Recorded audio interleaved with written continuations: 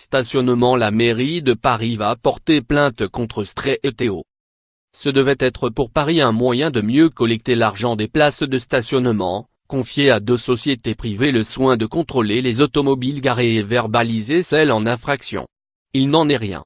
Depuis la révélation d'une vaste fraude organisée par l'une des sociétés, Stray et Théo, rien ne va plus, les dysfonctionnements en cascade sont révélés au fil des semaines.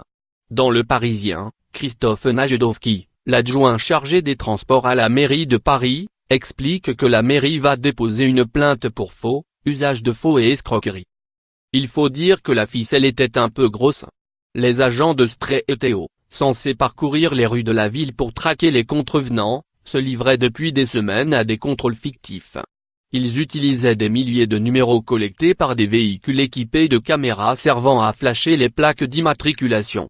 Une fois la géolocalisation des outils de contrôle désactivée, les agents devaient ensuite choisir parmi 4 choix pour justifier l'absence de verbalisation: PMR, personne à mobilité réduite, personne agressive, personne dans le véhicule ou autre.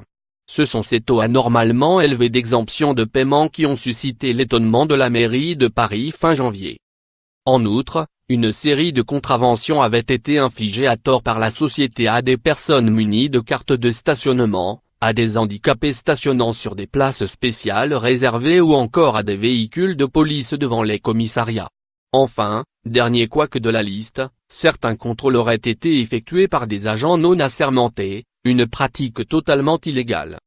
Une enquête préliminaire avait été ouverte il y a une dizaine de jours par le parquet de Paris pour faux et escroquerie, les investigations étant confiées à la brigade de répression de la délinquance astucieuse, BRDA. Mardi, à 17h30, les représentants de Stray et Théo doivent faire face au maire d'arrondissement ainsi qu'à l'adjoint chargé des transports. Christophe Najedowski prévient, dans Le Parisien, la ville a été lésée dans cette affaire par Stray et Théo. Nous souhaitons donc que toute la lumière soit faite. Ils devront s'expliquer dès mardi et nous montrer les mesures correctives mises en place.